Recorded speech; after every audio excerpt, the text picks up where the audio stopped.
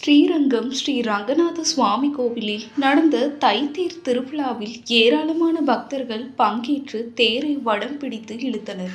ஸ்ரீரங்கம் ரங்கநாதர் கோவிலில் தை தேரோட்டம் இன்று நடைபெற்றது.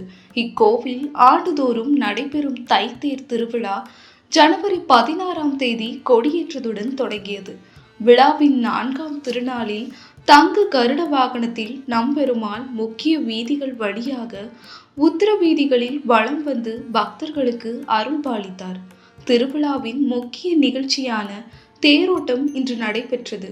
இதற்கென நம்பெருமாள் உபய நாச்சியார்களுடன் அதிகாலை 3:45 மணிக்கு கண்ணாடி அறையிலிருந்து புறப்பட்டு தைத்தேர் மண்டபத்துக்கு 4:30 மணிக்கு வந்தடைந்தார். அதிகாலை 4:30 மணி முதல் 5:15 மணி வரை ரத ரோகணம் நிகழ்ச்சி நடைபெற்றது. அலங்கரிக்கப்பட்ட தேரில் நம்பெருமாள் உபய நாச்சியார்களுடன் எழுந்தருளிய பின் காலை 6 மணிக்கு தேர் வடம் பிடித்து இழுக்கப்பட்டது.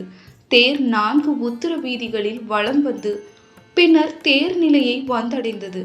இந்த தைத்தேர் திருவிழாவில் ஏராளமான பக்தர்கள் பங்கேற்று தேரை வடம் பிடித்து இழுத்தனர்.